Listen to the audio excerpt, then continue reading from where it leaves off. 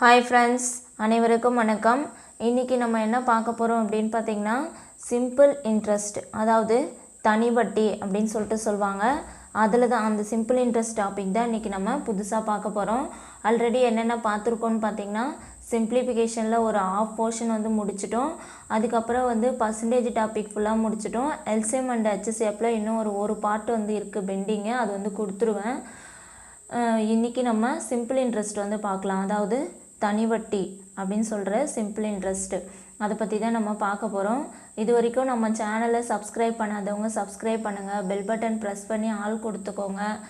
நான் வந்து வீடியோ கீழே டிஸ்கிரிப்ஷன் பாக்ஸில் டெலகிராம் லிங்க், குரூப் லிங்க் வந்து கொடுத்துருக்கேன். அதை கிளிக் பண்ணி ஜாயின் பண்ணி வச்சுக்கோங்க. வீடியோ வரும், அதில் நோட்ஸும் வந்து அதில் வரும். ஸ்டோரேஜ் ப்ராப்ளம் எதுவுமே இருக்காது, யூஸ்ஃபுல்லாக இருக்கும். அதனால் வந்து டெலகிராம் இன்ஸ்டால் பண்ணி ஜாயின் பண்ணிக்கோங்க.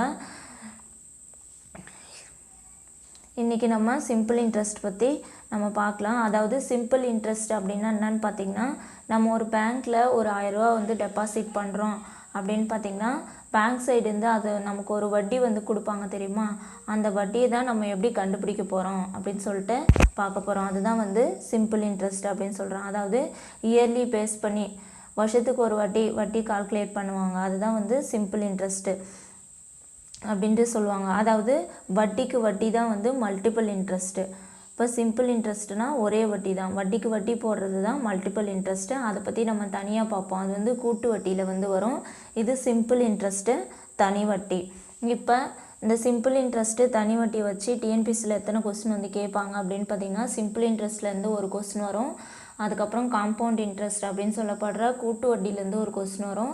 அதுக்கப்புறம் வந்து சிம்பிள் இன்ட்ரெஸ்ட்டுக்கும் காம்பவுண்ட் இன்ட்ரெஸ்ட்டுக்கும் உள்ள டிஃப்ரென்ஸ் அப்படின்னு சொல்லிட்டு ஒரு டாபிக் இருக்குது, அதுலேருந்து ஒரு கொஸ்டின் வரும். அதிகபட்சமாக இதில் 3 கொஸ்டின் வந்து வர்றதுக்கு வாய்ப்பு இருக்குது. கன்ஃபார்மாக 2 கொஸ்டின் வரும். ஒரு கொஸ்டின் வந்து சிம்பிளாக சாதாரணமாக தனி வட்டி கண்டுபிடிக்கிற மாதிரி ஒரு கொஸ்டின் வரும். கொஞ்சம் கிரிட்டிக்கலாக அதாவது கூட்டு வட்டியிலேருந்து ஒரு சம் வரும். அதனால் கன்ஃபார்ம் 3 கொஸ்டின் வந்து வர டாபிக் இது, அதனால் யூஸ் பண்ணிக்கோங்க. இந்த சிம்பிள் இன்ட்ரெஸ்ட் கண்டுபிடிக்கிறதுக்கான ஃபார்முலா என்னன்னு அப்படின்னு பார்த்தீங்கன்னா, எஸ்ஐ அப்படின்னா simple interest equal to PNR divided by 100.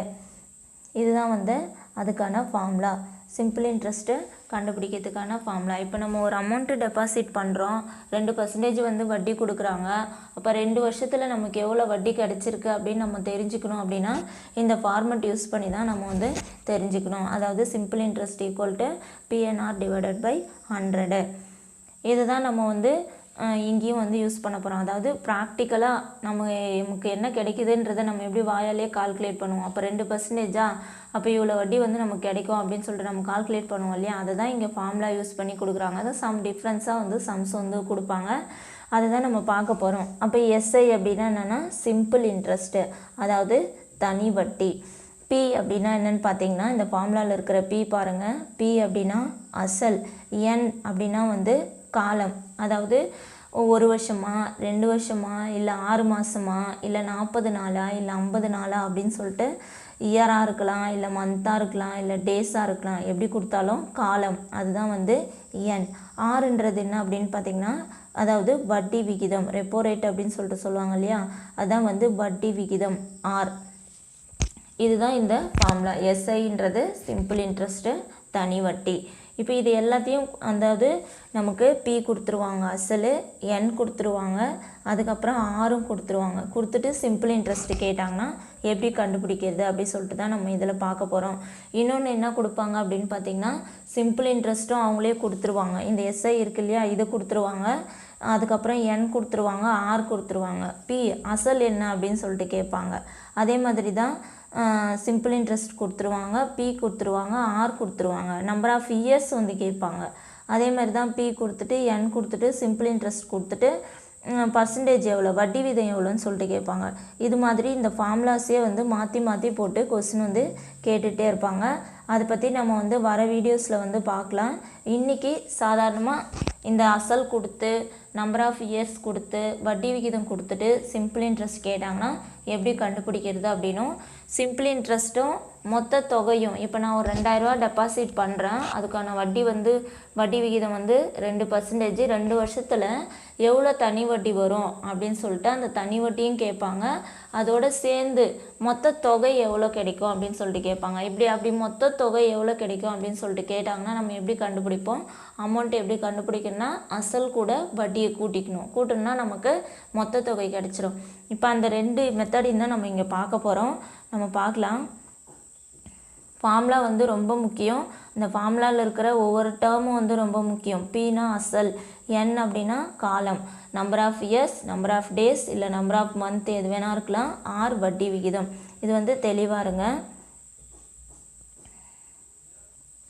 இப்போ வந்து நம்ம கொஸ்டின்குள்ளே போகலாம்.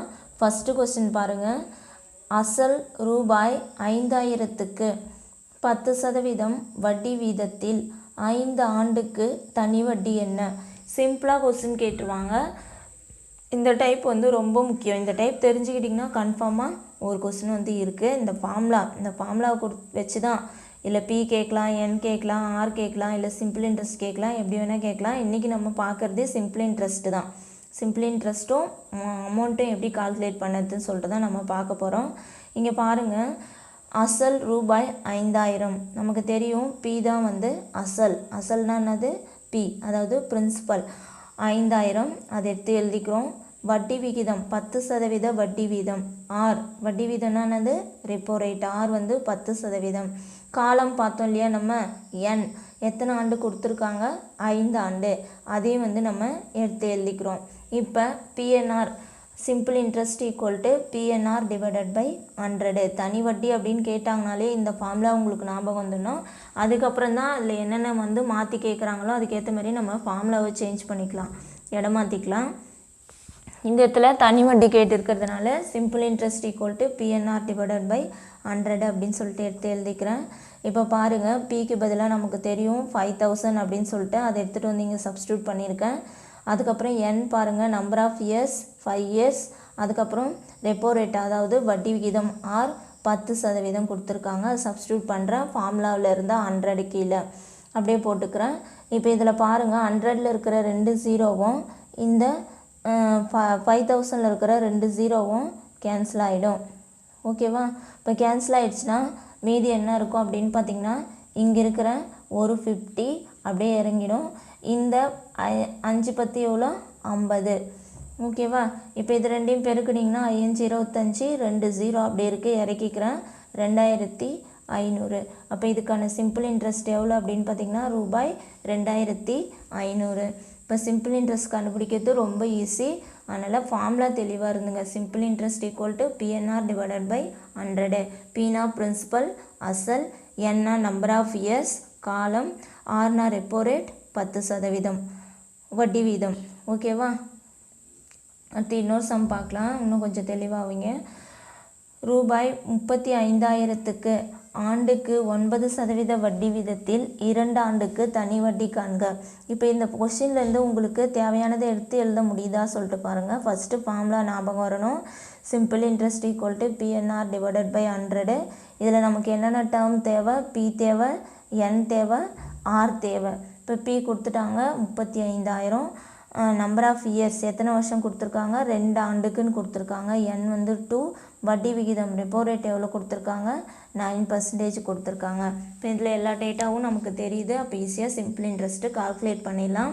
அப்போ Pக்கு பதிலாக 35,000, Nக்கு பதிலாக 2, R ரெப்போ ரேட் வந்து 9%.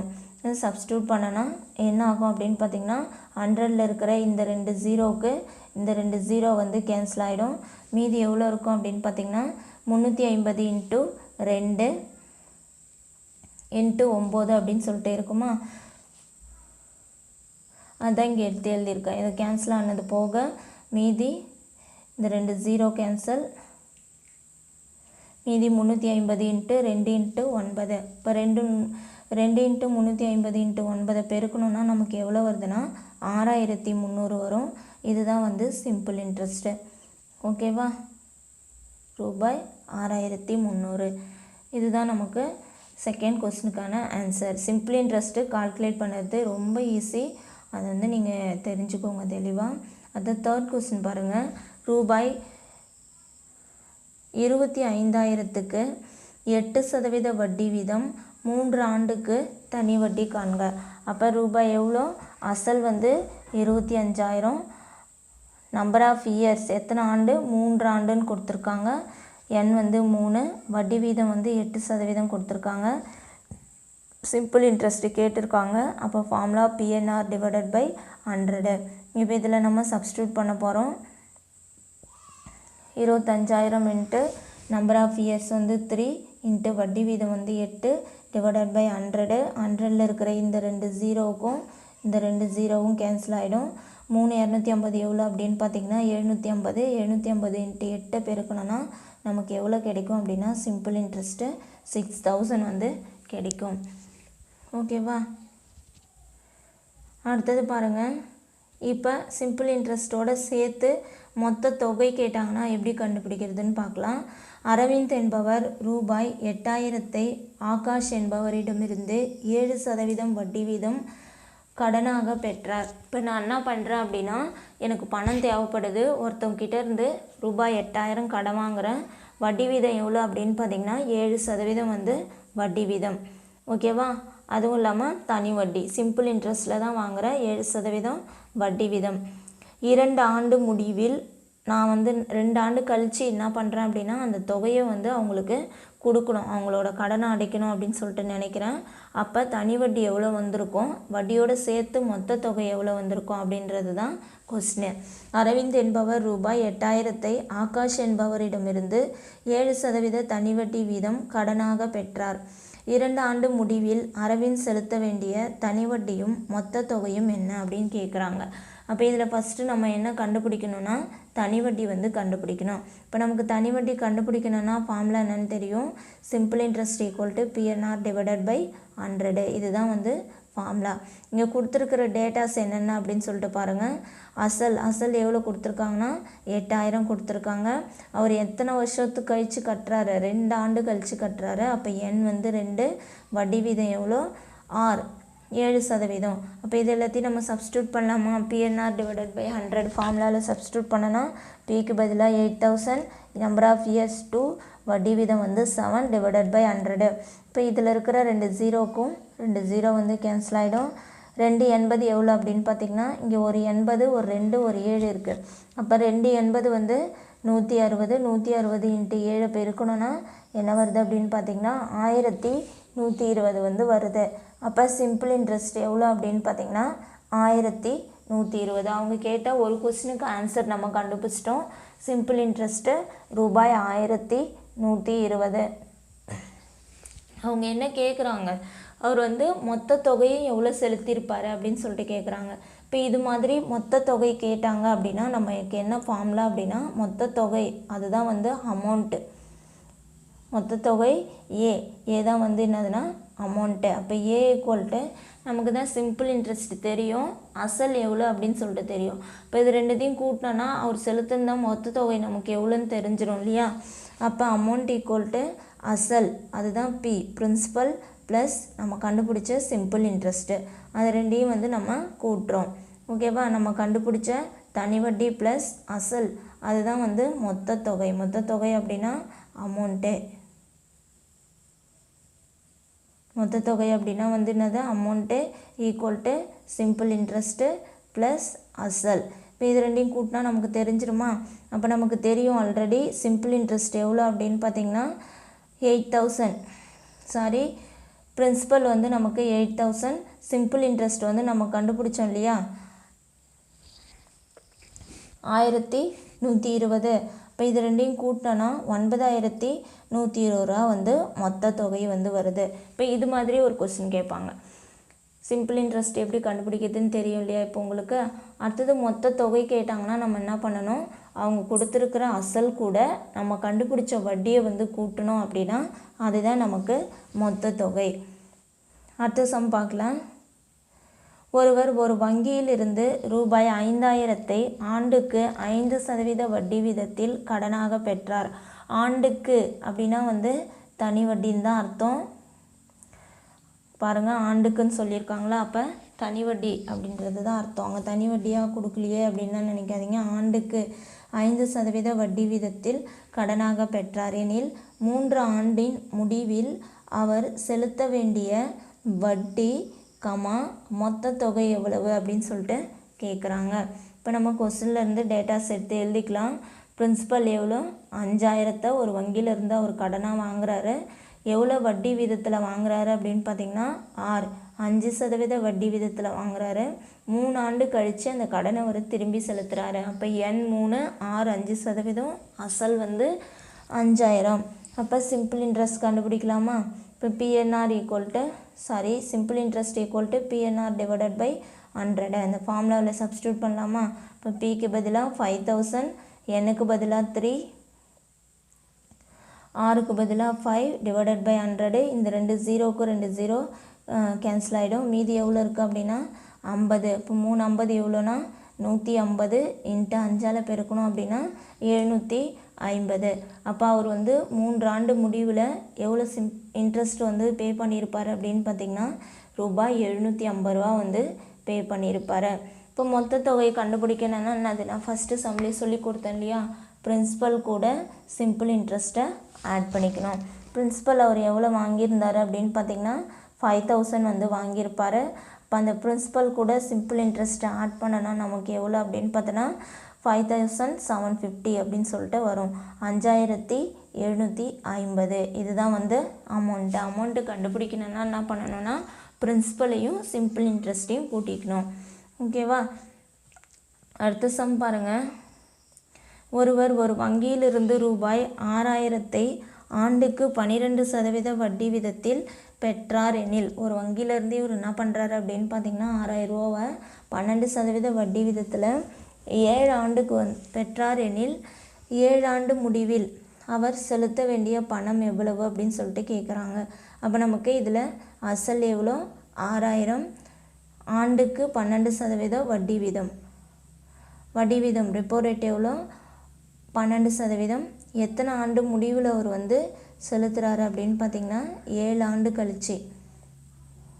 அப்போ N நம்பர் ஆஃப் இயர்ஸ் 7.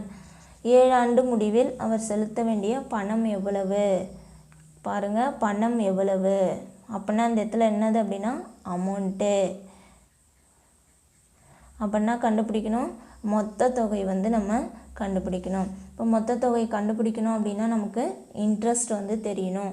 இன்ட்ரெஸ்ட்டை கண்டுபிடிச்சிட்டு அசல் கூட இன்ட்ரெஸ்ட்டை கூட்டணும்னா நமக்கு மொத்த தொகை கிடச்சிடும். அப்போ இன்ட்ரெஸ்ட் கண்டுபிடிக்கணும்னா என்ன பண்ணணும், சிம்பிள் இன்ட்ரெஸ்ட் ஆண்டுக்கு அப்படின்னு கொடுத்துட்டாங்கனாலே அது சிம்பிள் இன்ட்ரெஸ்ட்டு தான். கவனித்து பாருங்கள் கொஸ்டினை. அப்போ PNR டிவைடட் பை 100. P நமக்கு 6000, நம்பர் ஆஃப் இயர்ஸ் 7, வட்டி வீதம் 12% டிவைடட் பை 100. இந்த 0க்கு 0 0க்கு 0 கேன்சல் ஆகிடுச்சு. மீதி 60 இன்ட்டு 7 இன்ட்டு 12ன்னு இருக்குது. இப்போ இதை பெருக்கி போட்டோம் அப்படின்னு பார்த்திங்கன்னா நமக்கு 5040 கிடைக்கிது. சிம்பிள் இன்ட்ரெஸ்ட்டு நமக்கு எவ்வளோ கிடைக்கிது அப்படின்னு பார்த்திங்கன்னா 5040 கிடைக்கிது. நமக்கு கொஸ்டினில் என்ன கேட்டிருக்காங்க, அவர் செலுத்த வேண்டிய பணம் மொத்த தொகை அமௌண்ட்டு தான் கேட்டிருக்காங்க. அப்போ அமௌண்ட்டு கண்டுபிடிக்கணும்னா பிரின்சிபல் ப்ளஸ் சிம்பிள் இன்ட்ரெஸ்ட்டு ரெண்டையும் நம்ம ஆட் பண்ணிக்கணும். அப்போ சிம்பிள் இன்ட்ரெஸ்ட்டு நமக்கு எவ்வளோ கிடைச்சது 5040. அசல் எவ்வளோ நமக்கு 6000 ரூபா அசல். அப்போ இது ரெண்டையும் கூட்டினோன்னா 11040 ரூபா மொத்தம் அவர் செலுத்த வேண்டிய தொகை. ஓகேவா? அடுத்த சம் பாருங்கள். கமல் ஒரு ஆண்டுக்கு 7% வட்டி வீதத்தில் ரூபாய் 3000 சேமிக்கிறார். ஓராண்டு முடிவில் அவர் பெறும் தனி வட்டி தொகை எவ்வளோ அப்படின்னு சொல்லிட்டு கேட்குறாங்க.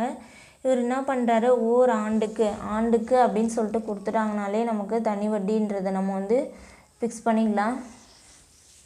இவர் என்ன பண்ணுறாரு, 7% வட்டி வீதத்தில் 3000 சேமிக்கிறாரு. அப்போ அசல் 3000, எத்தனை சதவீத வட்டி வீதம் 7% வட்டி வீதம் ஆர், எத்தனை ஆண்டுக்கு ஓராண்டுக்கு, அப்போ நம்பர் ஆஃப் இயர்ஸ் 1. அப்போ என்ன பண்ணணும், இங்கே தனி வட்டி கேட்டிருக்காங்க, தொகை கேட்டிருக்காங்க. மென்ஷன் பண்ணிட்டாங்கன்னா ஒன்றும் பிரச்சனை இல்லை, மென்ஷன் பண்ணலைன்னா ஆண்டுக்கு அப்படின்னு கொடுக்குறாங்களான்னு பாருங்கள். இப்போ இப்போ simple interest equal to PNR divided by 100. அசல் வந்து 3000, என் வந்து ஓராண்டுக்கு எவ்வளோ வட்டி வீதத்தில்னா 7% வட்டி வீதம். இப்போ டிவைடட் பை 100, 0க்கு 0, 0க்கு 0 கேன்சல், மீதி 30 × 7ன்னு இருக்குது. அப்போ 7 21, 210 ரூபா வந்து அவருக்கு சிம்பிள் இன்ட்ரெஸ்ட் வந்து கிடைக்கிது. ஓகேவா? அடுத்தது மொத்த தொகை கேட்டிருக்காங்களா? அப்போ மொத்த தொகை நம்ம கண்டுபிடிக்கணும்னா amount equal to principal plus simple interest. அதுதான் எழுதியிருக்கேன். பிரின்சிபல் 3000, சிம்பிள் இன்ட்ரெஸ்ட் எவ்வளோ கிடச்சிதுன்னா 210 ரூபா கிடச்சிது. அப்போ மொத்த தொகை எவ்வளோ அப்படின்னா 3210. ஓகேவா? அடுத்த கொஸ்டின் வந்து பாருங்கள். ஸ்டீஃபன் என்பவர் தனது வங்கியின் சேமிப்பு கணக்கில் ரூபாய் 10,000ஐ 2% தனி வட்டி விதத்தில் முதலீடு செய்தார் எனில் 4 ஆண்டு முடிவில் அவர் பெறும் தனி வட்டி எவ்வளவு அப்படின்னு சொல்லிட்டு கேட்குறாங்க. ஸ்டீஃபன் என்ற அவர் என்ன பண்ணுறாரு, தன்னோட பேங்க் அக்கௌண்ட்டு அதாவது சேவிங் அக்கௌண்ட்டில் 10,000 வந்து 2% வட்டி விதத்தில் டெபாசிட் பண்ணுறாரு. 4 வருஷம் கழித்து அவர் வந்து அதை எடுக்கிறாரு. எடுத்து பார்த்தா அதில் எவ்வளோ வட்டி வந்திருக்கு அப்படின்னு சொல்லிட்டு தான் வந்து கொஸ்டின். இப்போ நம்மளே கூட வந்து பேங்க்கில் ஒரு அமௌண்ட்டு வந்து டெபாசிட் பண்ணுறோம் அப்படின்னா 2 வருஷம் 3 வருஷம் கழித்து எவ்வளோ வட்டி நமக்கு கிடைக்கிது. இப்போ நம்ம டெபாசிட் பண்ணும்போது ஒரு 3%, 2% இல்லை 1.5% இருக்குது அப்படின்னா 3 வருஷம் கழித்து எவ்வளோ கிடைக்கிதுன்னு நம்ம கண்டுபிடிக்கணும். இதெல்லாம் வந்து ஒரு ரியல் லைஃப்பில் வந்து நம்ம யூஸ் பண்ணுற ஒரு சம்ஸ் தான். அது வந்து நம்ம இங்கே ஃபார்முலா யூஸ் பண்ணி போடுறோம், அவ்வளோதான். ஓகேவா? பாருங்கள். அப்போ 10,000 வந்து பிரின்சிபல் அவர் இன்வெஸ்ட் பண்ணது 10,000. எவ்வளோ சதவீத வட்டி வீதத்தில் இன்வெஸ்ட் பண்ணுறாரு? 2% வட்டி வீதத்தில். எப்போ அந்த பணத்தை எடுக்கிறாரு அப்படின்னா 4 வருஷம் கழித்து எடுக்கிறாரு. அப்போ நம்பர் ஆஃப் இயர்ஸ் வந்து 4. அப்போ இதில் ஃபார்முலாவில் நம்ம சப்ஸ்டியூட் பண்ணலாமா? அப்போ அசல் 10,000 எத்தனை 4 இயர்ஸ் கழிச்சு எடுக்கிறாரு 2% வட்டி வீதத்தில். அப்போ நம்ம வந்து இந்த 0க்கு 0 வந்து நாயிடும், 2 0க்கும் 2 0 வந்து அடிபட்டு போயிடும். மீதி எவ்வளோ இருக்கும் அப்படின்னா 100 × 4 × 2ன்னு இருக்கும். 400 400 400 × 2 800. அவரோட சிம்பிள் இன்ட்ரெஸ்ட் எவ்வளோ அப்படின்னா 800 ரூபா வந்து அவருக்கு வட்டியாக கிடைக்கிது. ஓகேவா?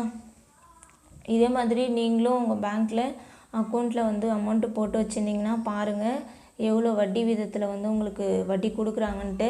பேங்க்கில்லாம் இப்போலாம் வந்து ஒழுங்கான வட்டியை கொடுக்கறதில்ல, நல்லா தான் ஏமாத்துறாங்க. அது வந்து நீங்கள் வச்சுருக்கிறவங்களுக்கு வந்து தெரியும். பாருங்கள், கால்குலேட் பண்ணி பாருங்கள் உங்களுக்கு கரெக்டான வட்டி வீதம் வந்து வருதா அப்படின்னு சொல்லிட்டு.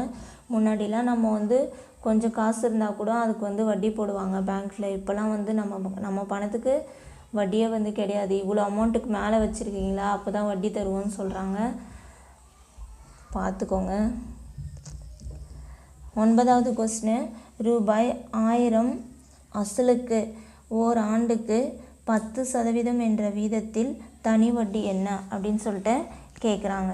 அதாவது ரூபாய் 1000 ரூபா இருக்குது அசல், ஒரு வருஷத்துக்கு 10% என்ற வீதத்தில் தனி வட்டி என்னன்னு கேட்குறாங்க. அப்போ அசல் வந்து 1000 ஓர் ஆண்டுக்கு அப்படின்னு சொல்லிட்டு கொடுத்துருக்காங்களா.